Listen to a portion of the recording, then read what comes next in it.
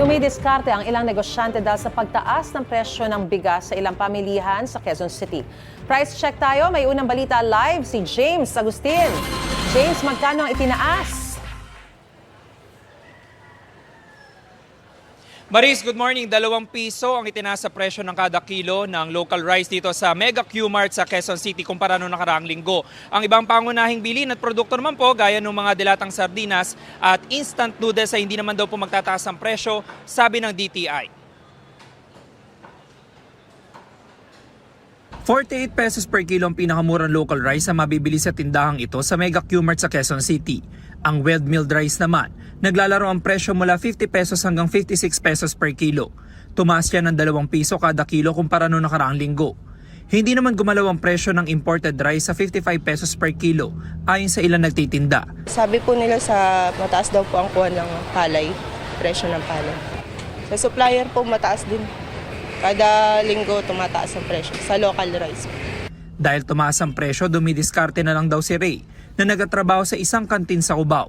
8 kilo ng imported rice ang binibili niya kada araw. Medyo magbawas ng sa takal niya. Yung dami.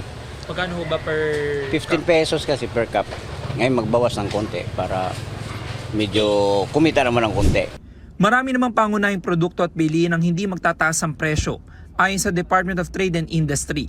91% daw ito na mahigit 200 pangunahing produkto. Kabilang dyan ang mga dilatang sardinas, instant noodles, kandila, sabong panligo at panlaba at mga tinapay. Ilang manufacturers lang daw ang humirit ng taas presyo. Maganda para sa amin yun na hindi magtataas yung mga dilata or noodles.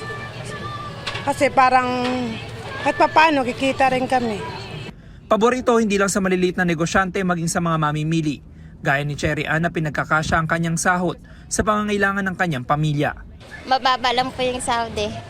Yeah, mas pabor sa amin po na hindi tataas yung mga bilihin.